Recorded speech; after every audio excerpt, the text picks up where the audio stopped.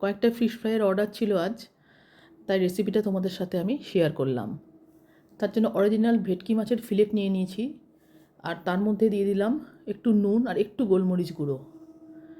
এবার দিলাম একটা পেস্ট, এর মধ্যে আছে আদা, রসুন, কাঁচা লঙ্কা, ধনে পাতা আর একটু পার্সলে পাতা। তোমরা পুদিনা পাতাও অ্যাড করতে পারো, ভালো লাগে খেতে। আর দিয়েছি একটুখানি কাসুন্দি। এবার সব ভালো করে মিক্স করতে হবে, প্রতিটা ফিলেট একটা একটা করে নিয়ে ধরে ধরে কিন্তু ভালো করে মশলাটা মাখাতে হবে। এই দেখো খুব সুন্দর করে মিশিয়ে নিয়ে এবার এর মধ্যে দিলাম আমি একটু ভিনিগার। লেবুর রসও দেওয়া যেতে পারে, লেবুর রস বা ভিনিগার যেটা যার সুবিধে মতন ইউজ করতে পারো।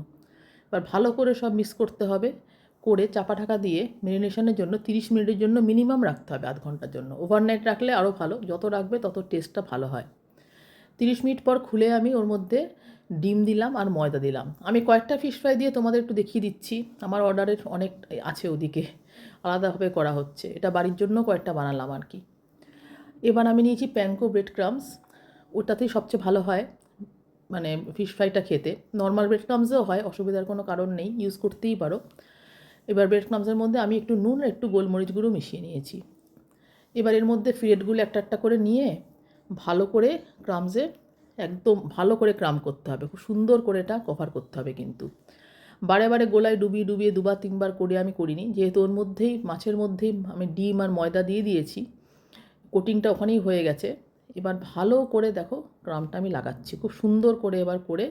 এবার এটাকে আমি নাইফের সাহায্যে, নাইফের উল্টো দিকটা দিয়ে সুন্দর করে শেপ করে নিয়েছি।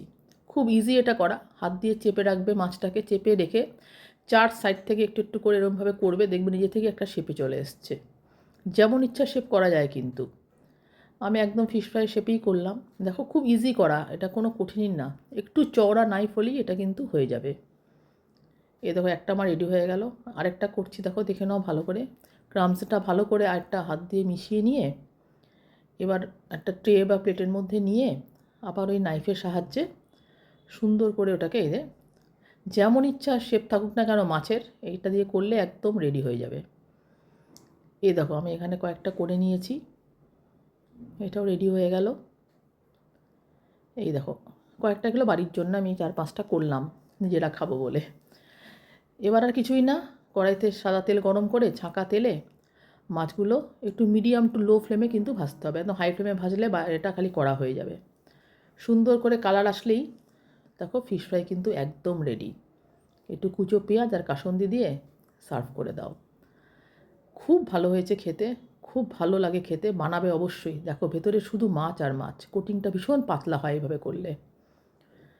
অবশ্যই বানিও আর জানিও কমেন্ট করে। টাটা।